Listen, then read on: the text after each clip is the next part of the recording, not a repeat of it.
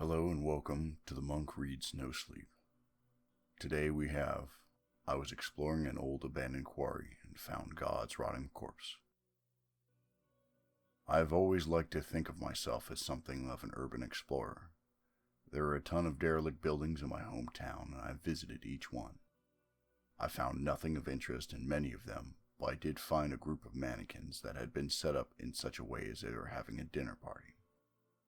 I was running out of places to explore when I thought of the Miller Quarry, which had been closed for nearly 20 years.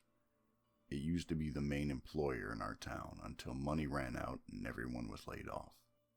It turned our once prosperous town to a bit of a ghost town. It took me almost a half an hour to cycle there, and I had to hop over a fence to get inside. I stupidly got my trousers caught on the top of the railing and had to rip them to get them off. I went through my bag of supplies and made sure I had everything I could possibly need. I made my way inside while gazing around at all the machinery that now lay rusted and forgotten. I was making plans on how I should spend my day as I reached the top of the quarry.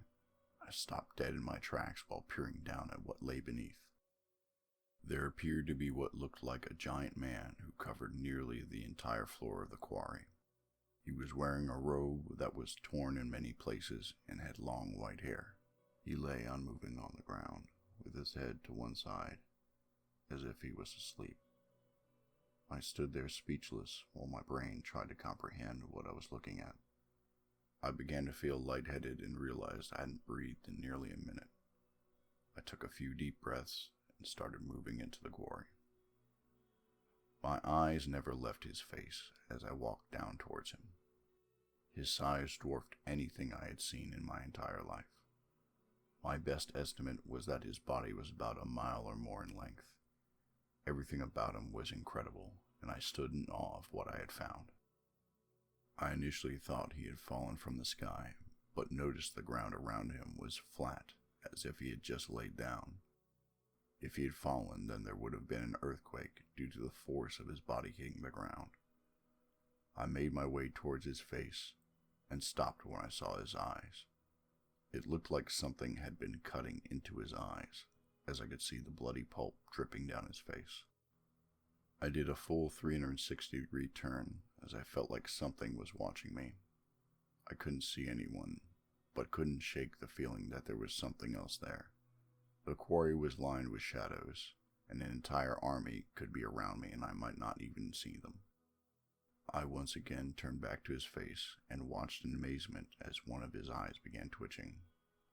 I let out a scream as a black demon ripped its way out and launched itself into the sky and landed behind me. I spun around to face it and felt fear run through my whole body.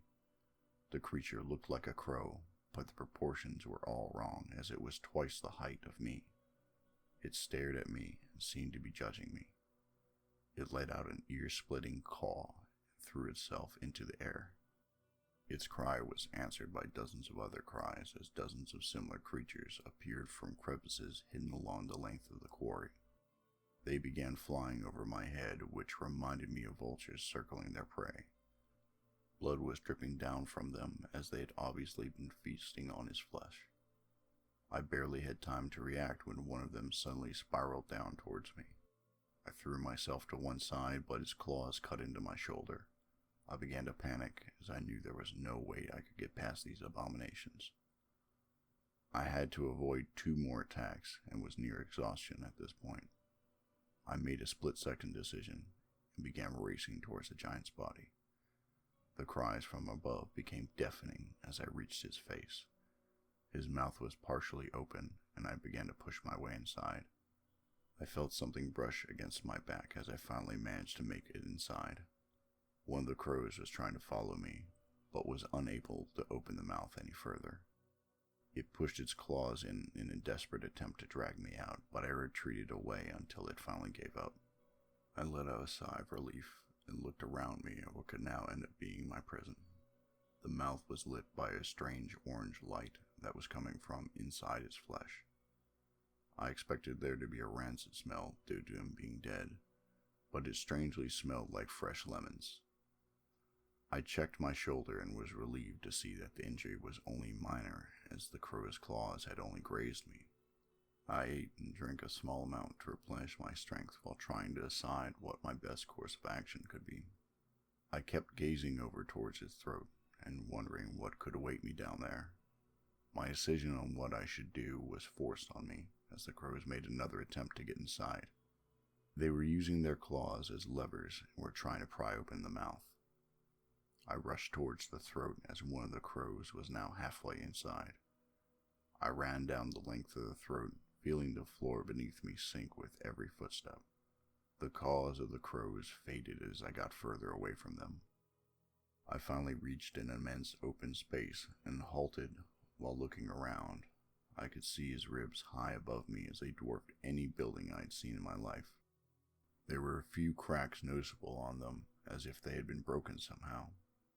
I heard the thunderous noise above me and looked up to see a giant maw lowering itself towards me. I could see lines of teeth inside that seemed to be swirling around like the bottom of a lawnmower. I began running into the cavern before it could engulf me. I looked over my shoulder and saw it had stopped, and now stood still.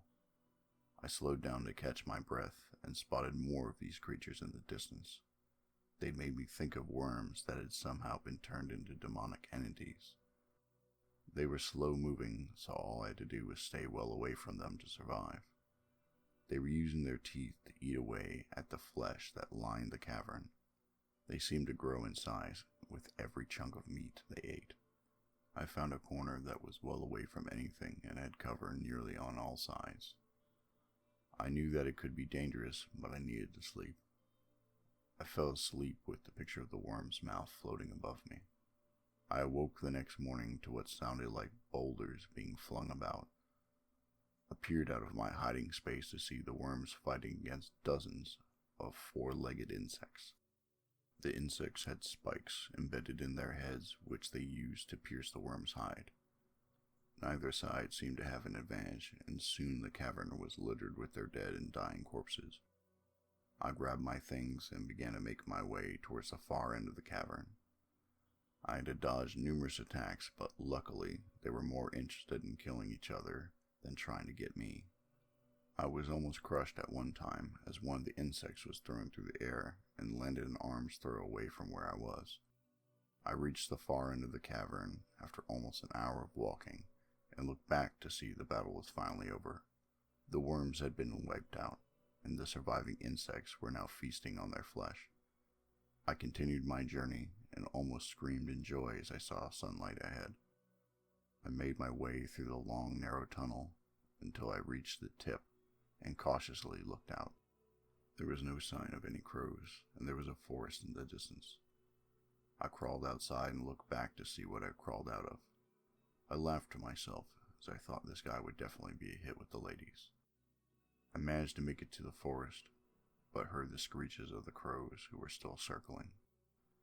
I now lie on my couch wondering if I should tell someone. How do you tell the world that you think you found God's corpse? Thank you for listening. All credit for writing goes to the user sugar-soad of the website Reddit, of the subreddit r no sleep. Thank you, and I will see you next time.